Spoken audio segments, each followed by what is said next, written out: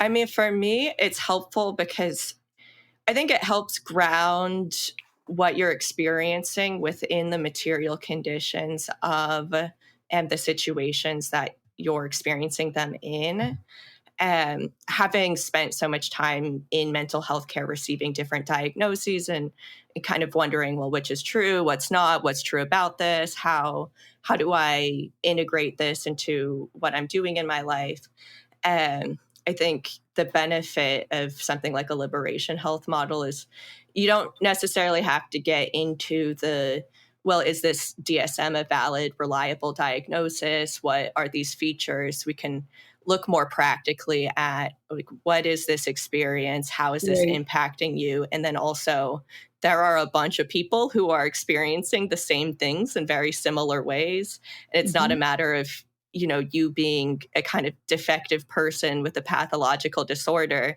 It's your body is metabolizing a response to these violent conditions. In the mental health field, too often, we've made it seem as if it's just in your head. The landlord can hijack the rent by 20%. That impacts people's mental health. Can't have a profit-driven mental health care system if we want our people to be connected and healthy. Hello, welcome back to the what are we again? We're the clown circus therapy pro-capitalism. No. No? Oh, that's not. Oh, wait, sorry, that's a different podcast. It's not just in your head. A podcast about how I'm going to stop saying funny things. Sorry. How it's not just in your head, how the prevailing mental health, mainstream mental health model and discourse about things being all in your head, neurochemicals in your brain. You just have to change your thoughts and your feelings and then life gets better. That it ignores the rent's too high, the wages are too low, the climate is out of whack. We try to fill those gaps. My name's Max Golding, LMFT, if you must know the fancy title things. We have Dr. Harriet Fraud. And sorry if this gets redundant sometimes, but I'm just going to name the patrons. There's like, if you give to us over a certain wonderful. amount. Yeah, that's but wonderful because then we celebrate them because yes, well, it's a standard. Yeah. Well, it is the same. It's the same ones every time. We could probably pre-record it. But First Winter, Sarah Turner, Rebecca Johns, Justin Harper, Bandila Msimanga, Evan Lee, Ashley, and we always think Liam as well because he's not in the podcast typically, but Indeed. He does the editing and social media marketing stuff. Yeah, what are we doing today, Harriet? Well, today we are very fortunate because today we can see how something about which we have spoken actually works. Carissa Roberts is here to talk, and by the way, she uses she, they pronouns. She's here to talk about the liberation mental health model, and she lives with her partner. She spent half her lifetime in the patient end of the American mental health care system, poor dear, and lives with a chronic mental health condition. She's a dedicated socialist and is particularly involved in local disability and housing efforts. And before we proceed to enjoy our courageous participant, Carissa Roberts, I want to talk about a little bit about what the liberation health model is, a very little bit, so don't worry about it. The liberation health model has mental health as a triangle. There are three sides to it. One is the usual personal triangle. Now, where were you born? What is your position in your family? What kind of emotional conditions affected you? And that is part of our lives. But it also looks at the other two that are usually neglected. The cultural factors, your gender, your race, your class position, and the social milieu in which you are involved. Because if you are an American, you're living, for example, in a social position that has a lot to do with your class position. And then there's the institutional. And I think a primary institutional one is class, because the capitalist class system has the institutions which are very dominant in our lives. By what I mean by capitalism, because people throw that around without defining it, is the system which is a class system based on three kinds of people. One is the employers, who pay other people wages and make a profit from those wages. Two is the employees, who do work for a wage, and their extra profit that they make is appropriated by their employer. And another is an enabling class of workers who provide the conditions that allow capitalism to continue, like bankers and bank employees, like secretaries who aren't directly employers, but help the employer and also get a wage. So that the basic two classes are employer and employee, just like in feudalism they were serf and lord, and in slavery, slave master and slave. And that institution, which is usually utterly outside of therapeutic discourse, is also included in this triangle of the personal, the cultural, and the institutional. And Can I throw Carissa, something in there? oh, please. Sorry. Yeah. So one thing that comes to mind for culture too is, we can talk about gender, race, etc. But there's other, I think, subtler things too. We also could throw in immigration status and language and ability and things like that. But even specifically, like, let's say you have like a Vietnamese immigrant family that lives in a town where there are no other people that speak Vietnamese, and you have the kid.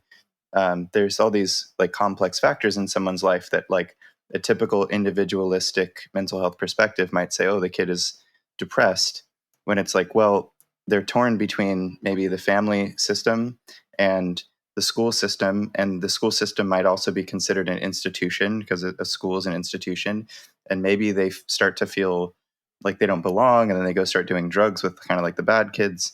And now, so anyway, this whole thing, you can see like any number of problems you can map into these areas. So there would be elements of culture there. There'd be elements of institution, and there'd be elements of personal.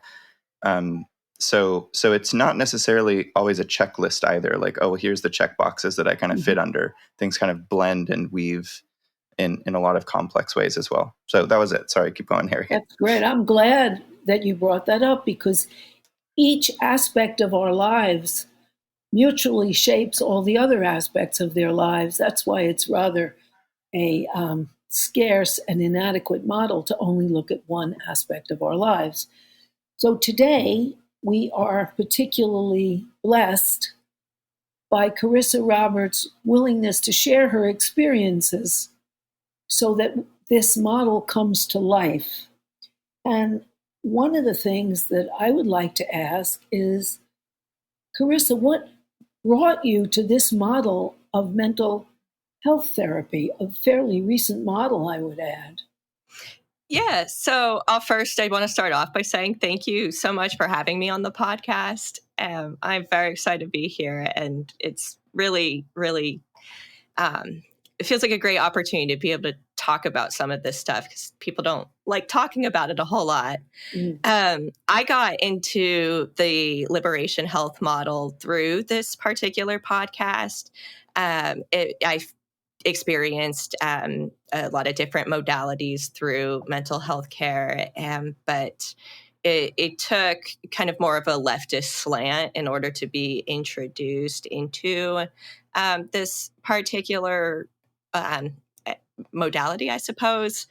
And what really brought me to it is being able to recognize that a part of the issues that we face and the distress that we experience and what makes life so complicated and really difficult and results in these behavioral expressions and sometimes what's classified as criminal behavior. That this all kind of boils down to how we're interacting with these broader forces in our life and how we experience being within them. And so being introduced to the liberation health model and being able to integrate these cultural and these institutional factors into an individualistic diagnostic approach, for me, was particularly liberating, given that so much of my experience within the mental health care system was as being a person who was maybe not in some way defective, but who was really coping in unusual, bizarre ways with the world, and wasn't participating like should have been expected. And the liberation health model gives a kind of legitimizing slant on this reality that we all live in neoliberalism. We exist in this, capitalist system, and that has real effects on our lives. And for some people, these effects are to act out, and for some people, these effects are to shut down. But we're all impacted, and we're best served by being able to look at it and talk about it in a connected way and build that consciousness together. I think that's really important because the Diagnostic Statistical Manual, DSM, pigeonholes people into various pathologies that match quite conveniently for the pharmaceutical industry, that match with medications as if they are some kind of abnormal, as if there were a normal, abnormal manifestation of humanity, where every experience everyone has is a biochemical experience because all our factors work together. And so part of what I am impressed by, Carissa, is your feeling that this allows you to be a person and not some kind of freak of nature with a chemical imbalance. Right, exactly. Yeah, that these, one of the phrases that I learned along kind of my journey through mental health care is that, a lot of these coping mechanisms, they're maladaptive now, but they serve a purpose. And it's important to pay attention to what kind, should I try to, or why is this particular behavior happening in this way? And for me, a lot of that is, why is it happening within such an alienated context? And going back a little bit to what you said at the beginning about people being pigeonholed into individual diagnoses, from the perspective of a patient in a lot of these treatments, you don't have other people you can collaborate with. It's, the caretaker in the room, the person that you're looking to, that life raft, that, who's serving in that counseling function. There's a certain amount of deference to that person, to that expertise, to that certification, and which, if it makes it difficult as a patient, and especially for me starting out as an adolescent patient, a pre-adolescent patient, is, you kind of assume what this person is saying is right, and they know the right way to go about it. And when it's just you and that person in a room, there's not a whole lot of intervention happening on the front of the family, on the front of the pressures that you're facing in your community, and all these factors that are ignored when we go into an individualized approach and we close the door on these sessions. That's so important because to have this one-on-one makes you think that this mirror in which you are reflected, this therapist's mirror, is your truth. It is a truth. And because therapy is not embedded in the institutions that help to form us, people feel that there's something absolute about it, rather than, understanding that the family isn't the greatest institution, but that's what we've been abandoned to. And so maybe you've been looking in a mirror that's a twisted mirror, the mirror of your family. What do you think? Right. And so it's, something I've noticed just in the last decade of being involved is that I feel like we've gotten to a place where, okay, some of these mental health issues are more destigmatized in a broader context, but what we all take for granted is the validity of the diagnostic system that we use and these approaches. And that's not to throw the baby out with the bathwater and say we're not experiencing distress, there's not harm happening, but to say that you as an individual, your chemicals are reacting weird and you're, not acting like in a pro-social kind of way.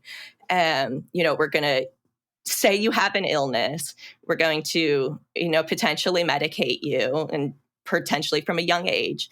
And I think a lot of that is a disservice to people who are, for the most part, just trying to do what they can to navigate a difficult lifetime. Exactly. Don't get me started. Well, you touched on, for me, and I'm trying to soften on this because clearly I have anger issues around this, but I think it's okay to be angry.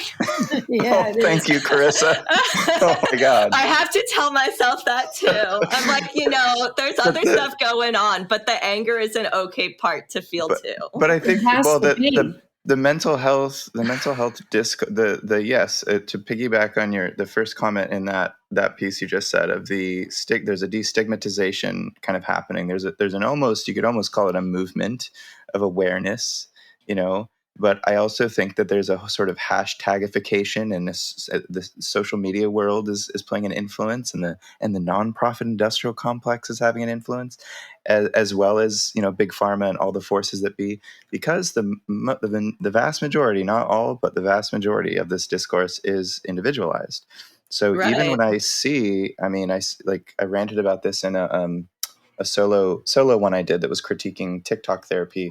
It was parts of it were a little mean-spirited, I think, but it's that there's, especially I think the younger to older millennial range humans seem to be experts in the language to describe individualized mental health issues that are almost entirely coming from the DSM, or they're coming from certain elements of pop psych, from the sort of self-help movement of the 80s to now, just total kind of neoliberal ideology transmitted into what seems like either scientific psychology or something that seems legitimate and institutionally valid, but it's almost always decontextualized. And I'll just say this too: that the interpersonal concepts sometimes, and these are valuable concepts sometimes, but things like gaslighting and the concept of invalidation and things like that. There's these interpersonal processes which I think are better. They're at least moving outside of the individual, but they're still somehow shaped into this individualized mess of I'm being. Anyway, I'll just go too far down on this rabbit hole. No, we need to broaden it. We just need to zoom the hell out of it. I really want the mental health moment right now to say, okay, finally, everyone's kind of admitting that they're all suffering a lot, and maybe people were pretending too much that wasn't happening. Okay, now where's the suffering coming from? Because it's not coming from within yourself. That's such a load of shit. That's not where it's coming from most of the time. Yeah, I think. Yeah, go ahead. It's also very important for people to realize that no changes have ever happened without anger, and that anger is important. It just depends on where it is directed, and to be validated as humans suffering. And I think one of the problems is that psychologizing has been excusing class oppression, gender oppression, racial oppression as an individual problem rather than a reaction to a social mess.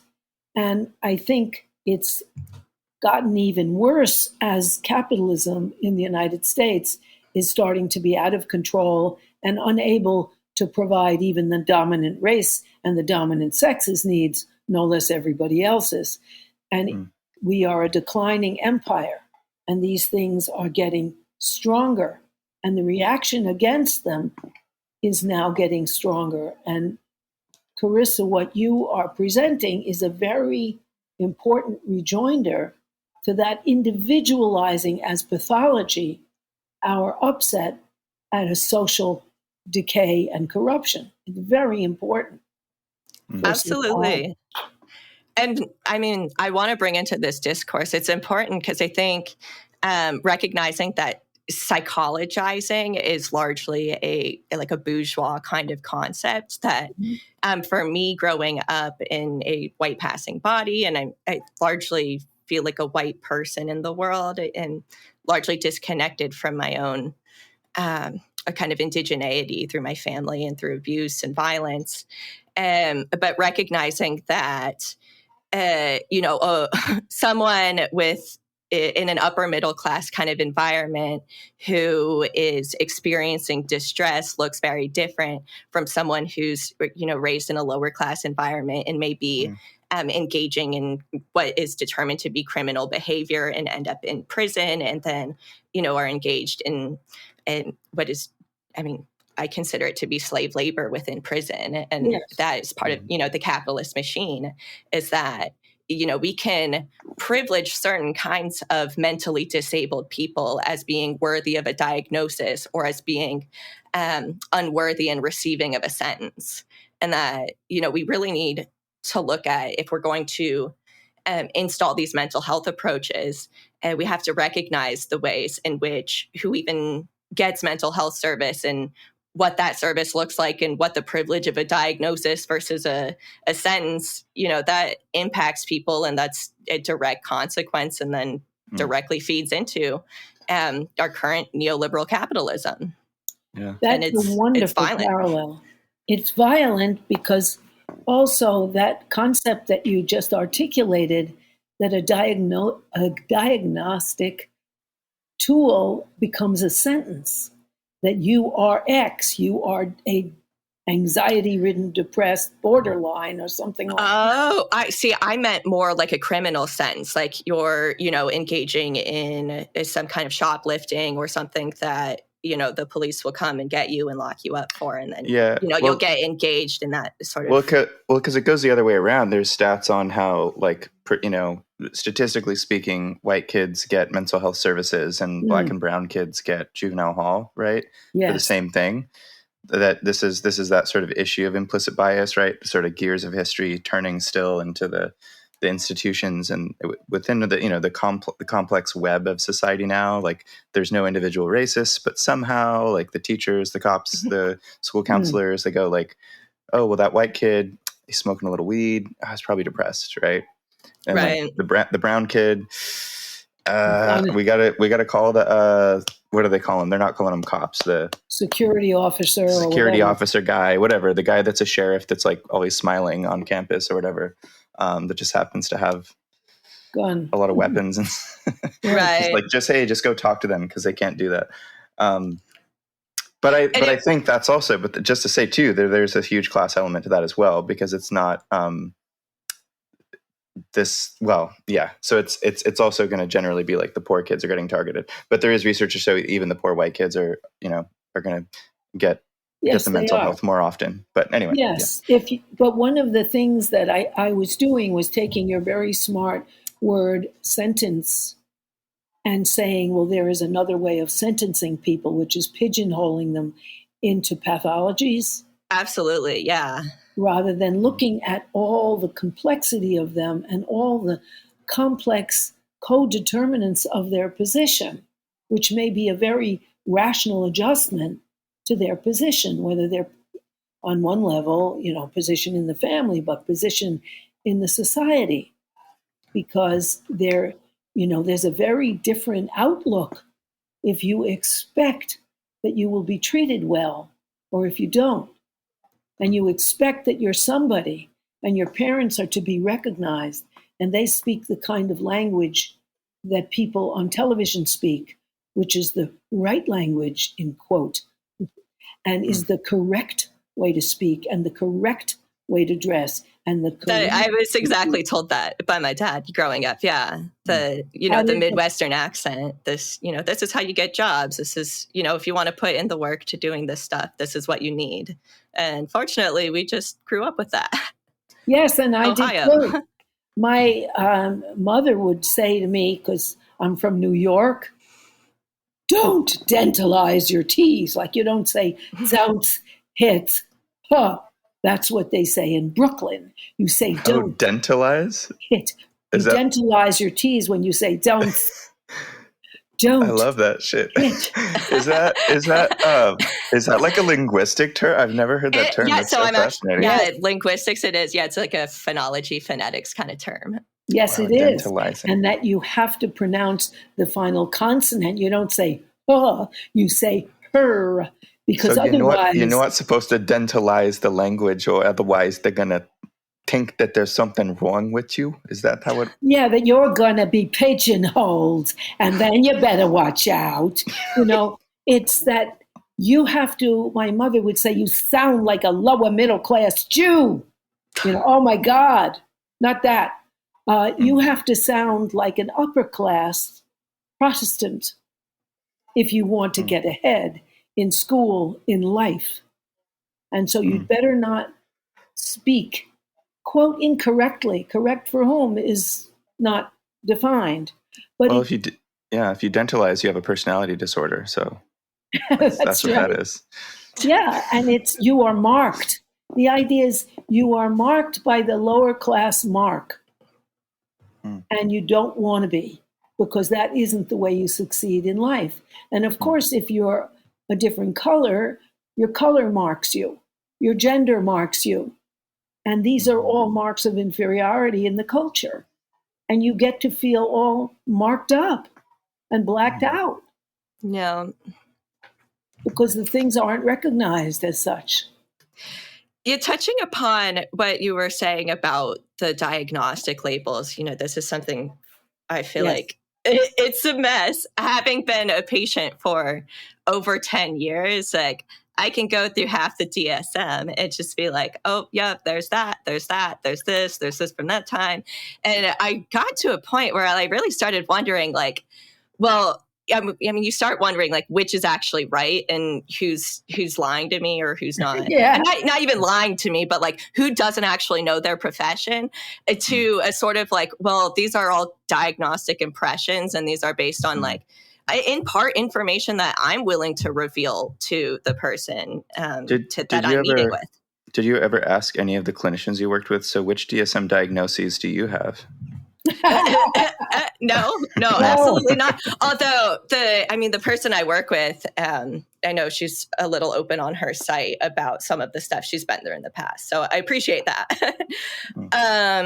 But having received all these different labels, you kind of recognize, well, there's some things that are helpful and that is trying to help me sort of identify in my pattern behavior, but a lot of it is just really messy and not actually getting at why do these issues keep cropping up?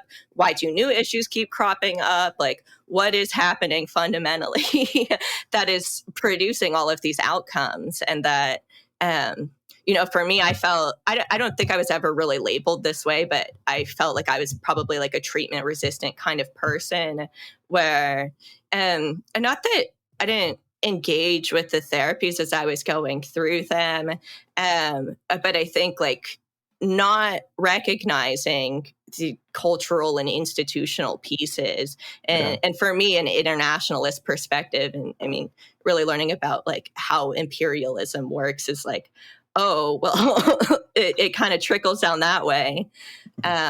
Where these fiscal monetary policies, if we, really want to start to get into the weeds, we have to be willing to go to a macro political economic scale and recognize, for me sitting here, I've got this upper middle class kind of depressive, dissociative sort of type, but that like a lot of people are in class situations where like your entire country is trying to pay back loans to the IMF, and like US people are trying to pay into that or also sell your labor to a global supply chain that exports the labor to other countries so that it does not have to pay a fair living wage. And that, that impacts other people. And I don't want to, bring a neoliberal diagnostic epistemology to people when I would much rather be like, yeah, let's collectively struggle because let's not put up with this. This hurts us. Yeah, well, I've dealt quite extensively in my practice with sexual assault. And one of the things that's a direct example of what you have articulately discussed is with sexual assault, it's exactly the parallel of the imperialism you mentioned. It's, I want it, I'm entitled to it, I'll get it. Who cares about the personal cost? That's capitalism. I want profit. I don't care if you suffer. I don't care if this is inadequate. I'm making money. I'm winning. And that is an analogy for rape as well. And one of the things that's very interesting that is in 1452, the then Pope put out an encyclical saying that any explorer, because people were starting to explore then, any explorer who comes upon a land that is not Christian has a right to invade and utterly conquer that land in order to convert its inhabitants to Christianity. And that is, invade and conquer is rape. Invade and conquer is sexual assault. And a lot of time, rape was part of it. I mean, part of conquest, It's always part of conquest. If you read Susan Brown Miller's extensive book on rape, it's a weapon of war. In Bosnia, it was specified because you invade and conquer that population. And that invade and conquer is a capitalist mentality.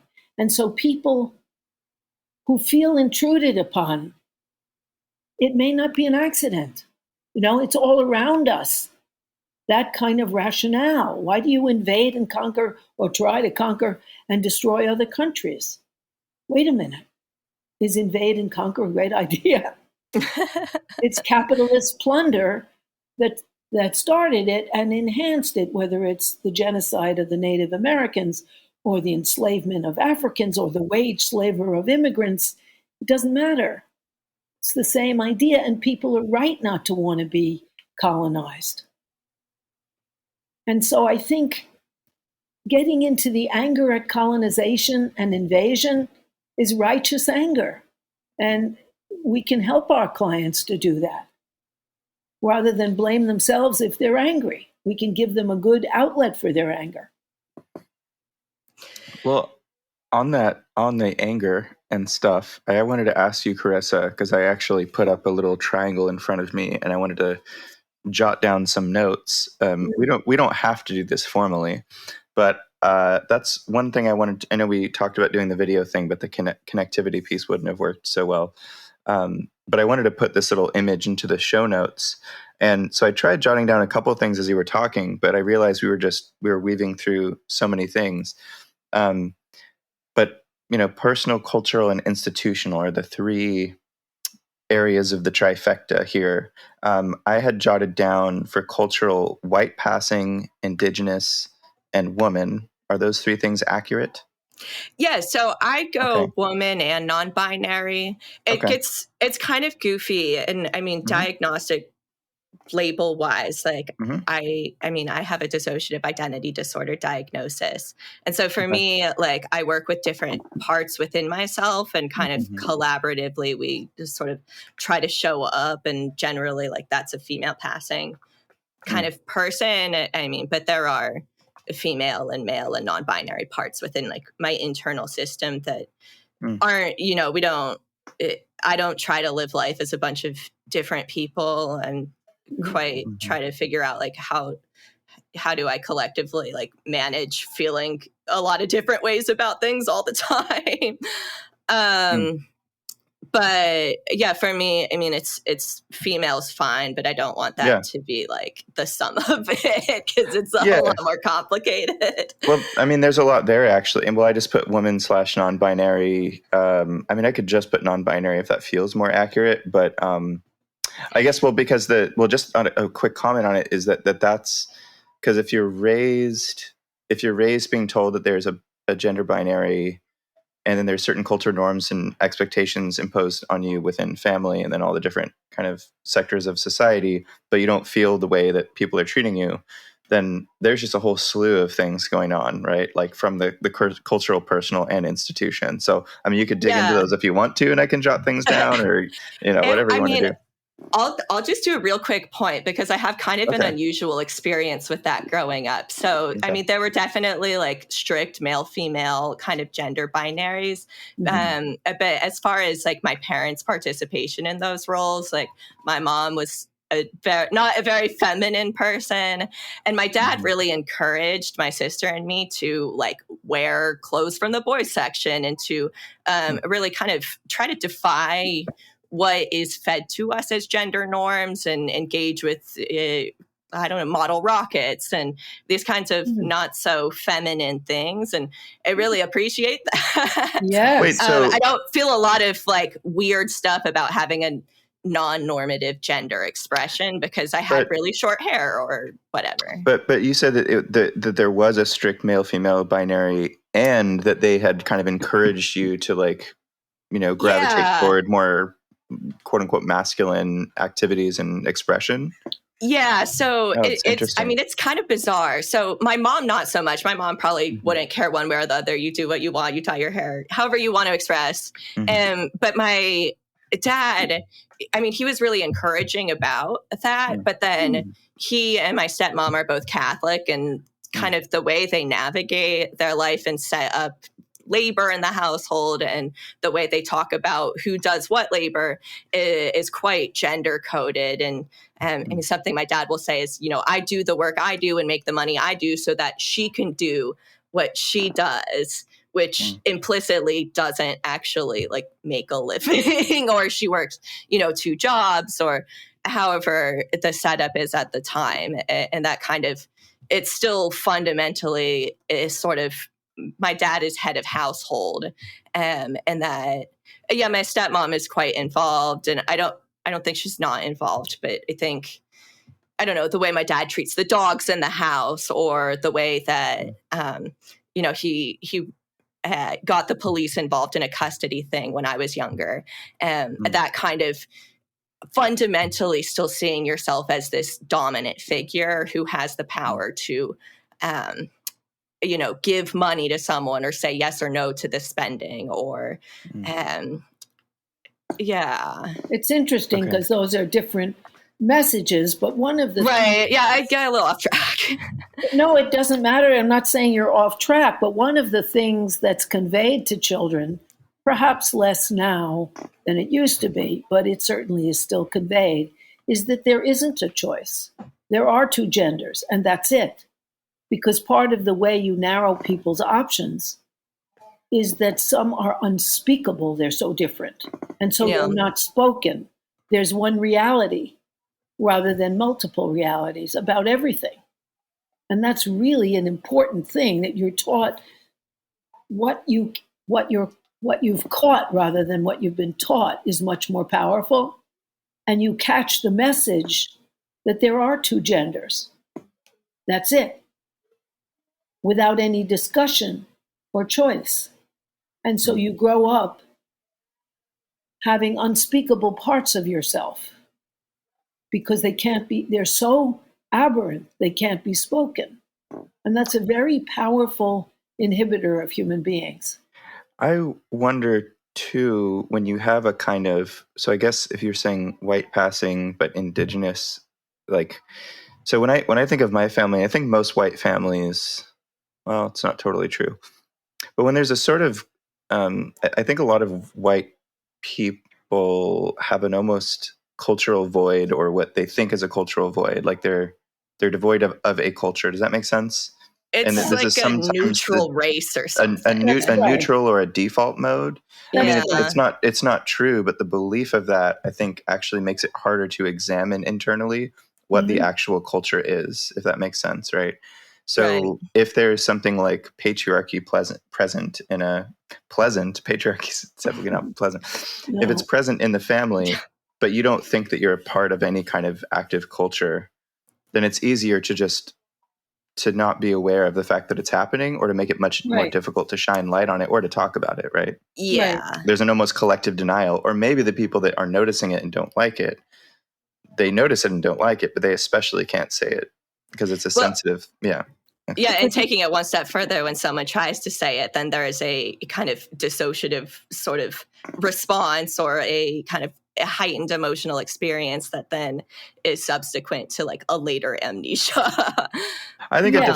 a defensive response to, and I mean, this is a little bit of a tangent, but even remember in like group theory class in grad school, one thing that was pointed out to us, there's a lot of research on this from Yalom, who's like the group therapy guru person, that the naming a group process tends to direct hostility toward the individual that points out the group process. Meaning, if you're in a group of people and someone points out like, wow, there's really a lot of people cutting each other off and not really listening to each other, that instead of people saying, yeah, that sounds true, maybe we should do something different, it's just like, what's wrong with you? Why are you saying that and bringing the party down or whatever, right? Well, what are you going to do to help? Yeah. So anyway, yeah. It's also a direct message to dissociate. If there's only one way to be, and you may not be it, you better just crush that right away. You better put that in the compartmentalized place where you shut it down, so that there are messages to shut down and dissociate from parts of yourself which you know are there, but you are getting a message that they better not be. Mm-hmm. And that's what we get in our one-way messages of what's correct, like to be white is correct, to be bourgeois is correct, to be poor is incorrect. So I put dissociation on the personal side, because I guess that's, well, also on the institutional, I put dissociative identity as a diagnosis, because that's an institutional factor, right? The actual diagnosis, the lived experience of it, dissociation is, that's a fair, it's a like fair most people description of it. dissociate. Yeah. You have to. You really have to look. All of hypnosis and most of art is based on dissociating, being able to be one place emotionally and another place physically, because you don't survive childhood if you can't dissociate from what these people are doing, because they control your life. Yeah. And so you have to dissociate. You don't have the mental armature to fight, and you don't have the permission to fight, so you better leave the premises.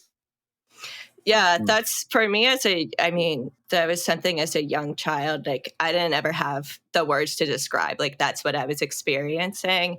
And I knew for me, it was like, there was a lot of conflict between my parents. They got divorced at a very early age, and step parents got involved, and that kind of made things messy. And so a lot of times it was kind of, something might happen during the window of exchanging the children.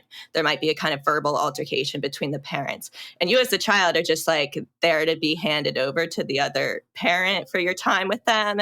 And so it's just like sitting on the couch, and like your eyes become glue. And like for me, it's like I became so small, and like not that I didn't know where I was, because it's like I'd be in the room, but I wasn't in the room. I'd just be like, for me, it's just like feel like it's like I'm in a shell of a body, and I don't like have a whole lot of power to move, or I just kind of look around him and just like emotionally disconnected from what's happening. And which is like helpful when you're young.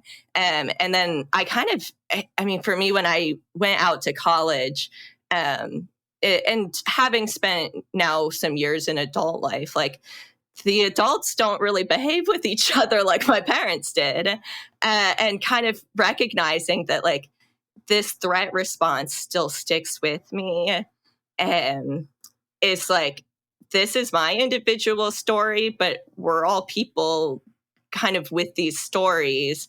And some of us have diagnoses, and some of us have more intrusive issues. But why is this violence happening, and what is the harm? And for me, it's kind of like, okay, well, what's causing my parents to behave in this way? And they're strained in their relationship, but there's always kind of a sense of you're just arguing over you're trying to do best or something. And that this sort of arguing for me required kind of going up the chain of my family and being like, well, where is this emotional disconnection coming from, and why is like being angry one of the only like responses that we're allowed, but only in very narrow situations. And that kind of ropes into kind of what we touched on earlier about like white passing, is that I mean, I'm Irish and I'm Polish on my dad's side. And then on my mom's side, I'm Native American, Indigenous, and Lebanese. And then like French Canadian, which to me is like probably like a colonizer identity. And that growing up and having kind of like different ethnic experiences with the different grandparents and the different lines of family, it's like, okay, well, there's this cultural sort of piece to it, but there wasn't ever any kind of recognition of like, what is whiteness, or how is this. I think too, for at the stage in my family of my great grandparents and my great grandparents, I think it's kind of in a white assimilation part of my family, where I think it is perhaps, and I don't know for sure, but perhaps like fitting into whiteness is part of what was wanted and seen as desirable. And I mean, for them, my great grandfather and my grandfather knew each other because they were on the police force together. And so you have a Lebanese man and an Indigenous man in Michigan on a police force. And it's, knowing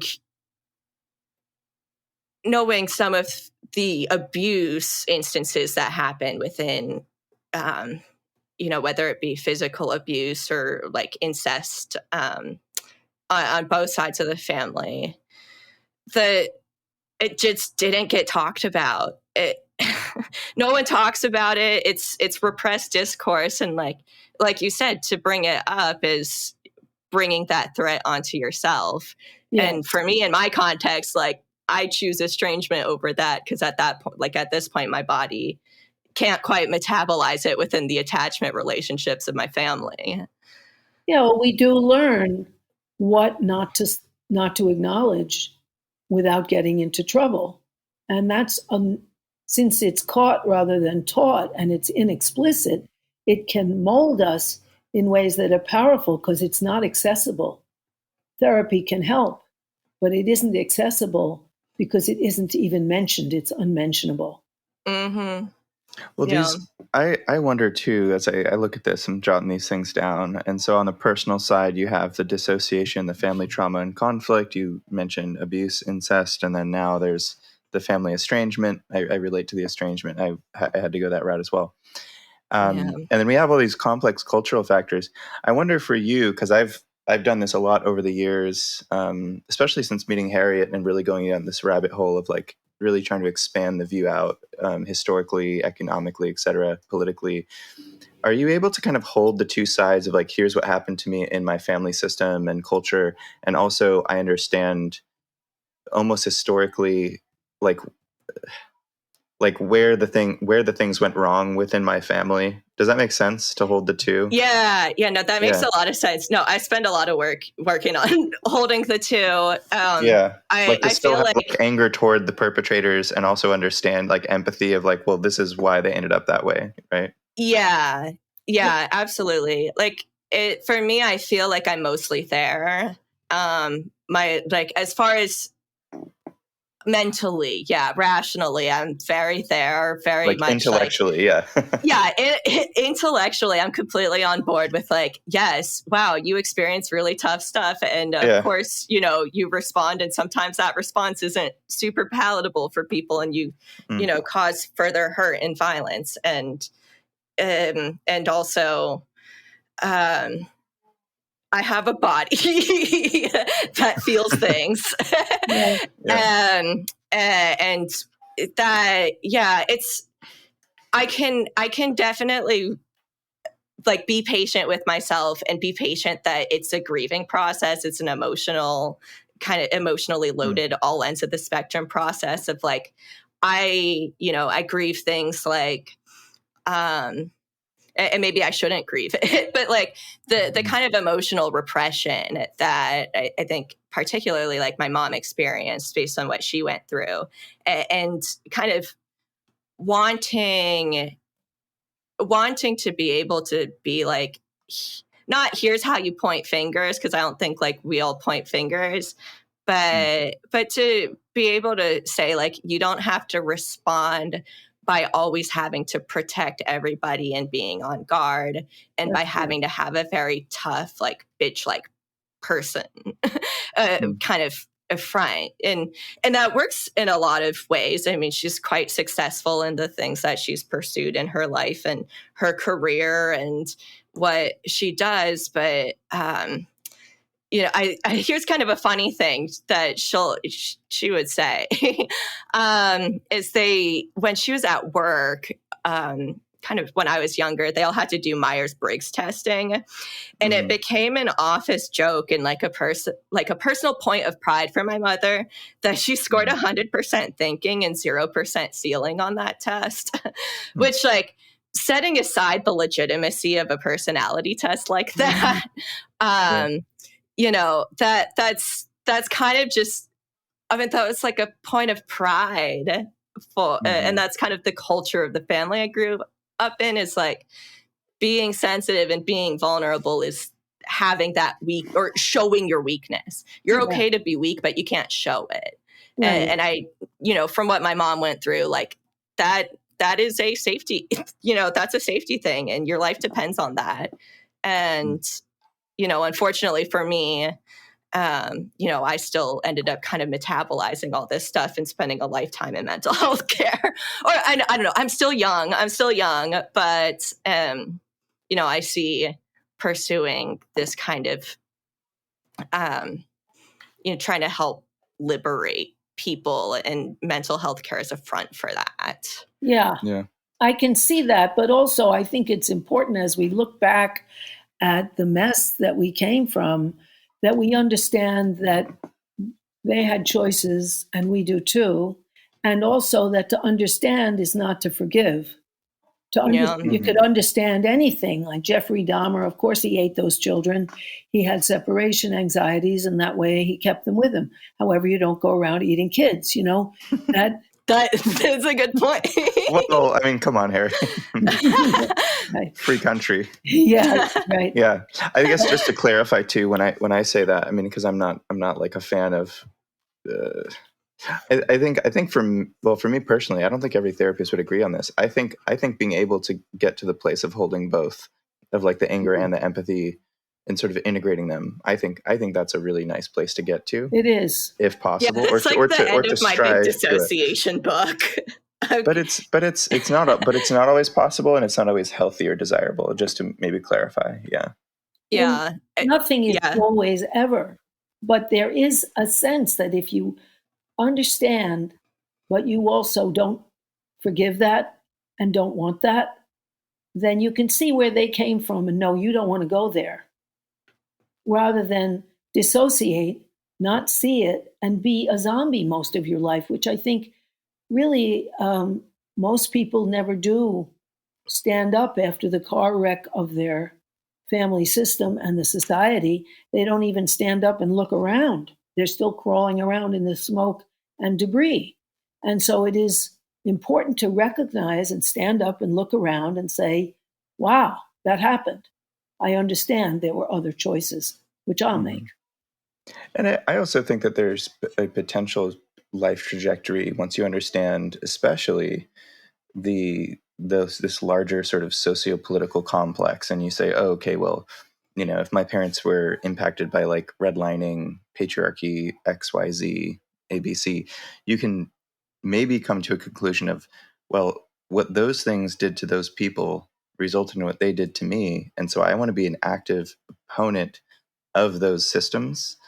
And I want to place myself into a position where I can play a stronger role to empower more people to get rid of those things and create a better world. You know, that's right. I mean, one thing that kind of I went toward when I was really processing my dad's violence and stuff is wanting to work with male perpetrators of violence specifically. It was like this way of saying I want to heal want to do for my dad what he wasn't able to receive this kind of care. Yeah. Not realizing it is very hard to work with certain kinds of perpetrators. I mean, I have a pretty thick skin, but it's pretty hard work. And then doing these like youth, like young men groups of like teaching young men things like consent in relationships and the importance of emotional expressiveness and things like that. Which I don't know if it was a magic wand. I don't know if it ever will have any impact, if it actually planted any seeds or not. But the motivation behind it was, well, here's what I experienced from my dad. I know what he experienced at his family. I know what, the military and various things did to him and his brothers. And so, I want to play an active role against that. I think on the other hand, the mainstream mental health stuff would say, well, no, you just need to work on your stuff and he should have worked on his stuff and that's it. Right. But if you don't zoom out and say, well, but why did he end up that way? What forces of society made him that way? Then you're missing a big piece. So anyway, there's my bias in that. Well, that's a very good point, because on the one hand, you do want to understand. On the other hand, you don't want to tolerate certain behaviors. And we have to understand in terms of the social forces and the personal development, but at the same time, set a standard for human beings and ourselves. And that's very important. And part of what psychologizing does is make it seem like it's just in your head. But our conversation and the liberation mental health model and theory has done is expand that. I just want to say before I forget, there is a very good book called The Liberation Health Model, Theory and Practice, and Dawn Belkin Martinez is the editor, whose name is first. There's a bunch of them, so just remember that one. And it's put out in 2014, and it's expensive, unfortunately, as well. Just wanted to let people know. Yeah, I'll put some stuff on that in the show notes too. Good. Just links to their web, the Liberation Health People's website and everything, and the little graphic. I mean, it's really incomplete, by the way. Sorry, Carissa, because we just kind of we've weaved through a lot of conversations. I'll actually send it to you to see if you think it looks accurate enough to put up. Actually, Yeah. and, see if you want to add anything to it. Good. That it's, I'm wordy. You saw my email. I always have a lot to say. Well, you do have a lot to say. Same And here. we were the beneficiaries of the lot that you said. And I think it's a good time to end this particular podcast and to thank you again for being willing to share your experiences, because what we're about is the real nitty-gritty of people's lives, and you were willing to share yours, which is wonderful. Thank you so much. Would it be possible to do a little bit of like action items? I know I was looking up kind of on the model and I put together some of those. Wonderful. Just the stuff that's helped me in my life. So in a real individual way, or kind of, I'll go through like personal, cultural, institutional, because that kind of helped me framing it. Like personally, I do vocal lessons. That's for me. I did music when I was younger, and it's a way to kind of reconnect with just being in my body in a way that is challenging, but like expressive. And then, there was another personal, spirituality, kind of exploring more of what I believe, and within that realm, I've been able to find quite a lot of confidence and like individuality, like expression in that, especially growing up from kind of, I had a whole lot of different religions in the mix, but it was primarily Catholicism growing up. So that always feels a little naughty to explore other things. But then as far as more cultural and institutional, getting involved in mutual aid networks in my area, and people who are involved in doing a kind of grassroots organizing work has been very, very helpful. And I, didn't really know how to do that. And beyond just Googling like my city name and mutual aid or something similar, I found a lot of connections through getting involved with my local DSA here in Central Ohio, that's Democratic Socialists of America for listeners who don't know. And kind of finding that for me has been helpful, like in navigating the overwhelm of trying to find other like-minded revolutionary types. Yeah. Mhm.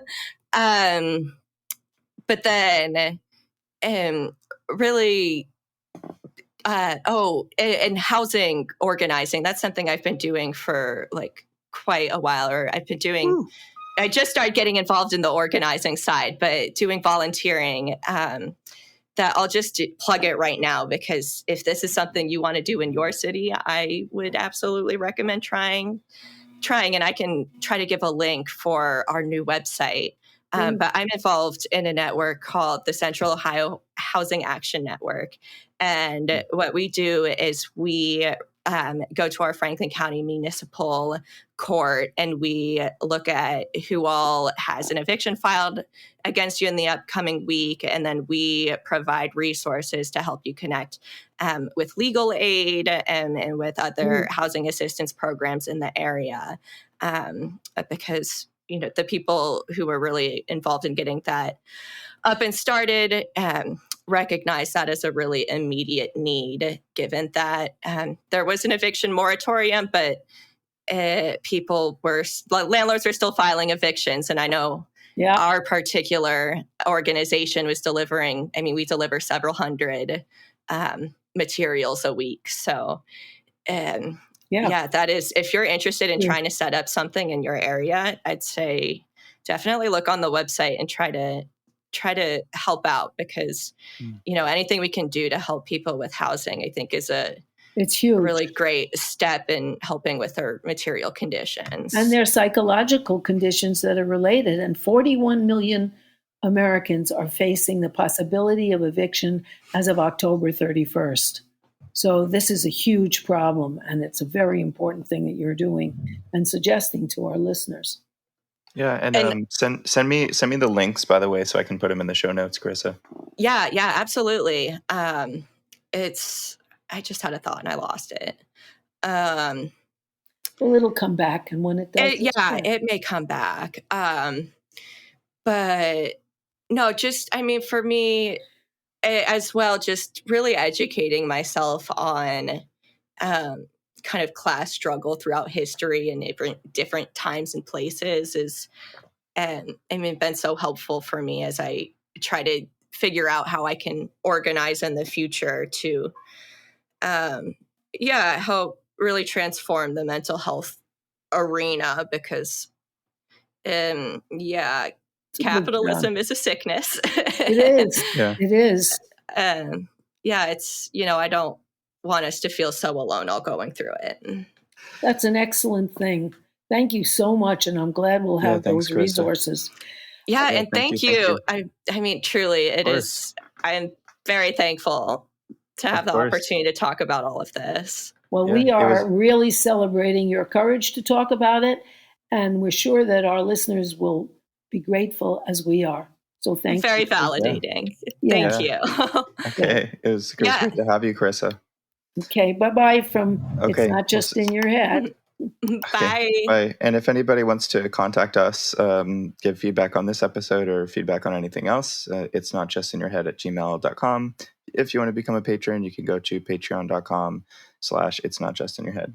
By the way, listeners, if you have enjoyed anything you've heard Harriet say in this program, you will definitely enjoy Capitalism Hits Home, which is a solo program that Harriet does through Democracy at Work, which is a worker-owned cooperative that produces other great programs such as Economic Update with Richard Wolff and the Anti-Capitalist Chronicles with David Harvey. I can't recommend enough that everyone also listen to Capitalism Hits Home if you enjoy It's Not Just in Your Head. Capitalism Hits Home is a sort of broader overhead view. It explores the way that capitalism shapes our personal lives, our psyches, our relationships, our families, and it looks particularly at the sea change in American personal life, as all Americans, but the top 10 or 20% of Americans, have our security and our chance for a future become as precarious as it always was for minorities and families headed by women. It's not just in your head, and Capitalism Hits Home are definitely complementary. And if listeners would like to check out Capitalism Hits Home, Harriet, where should they go to find it? Either on YouTube or Democracy at Work or on my own website, harrietfraud.com.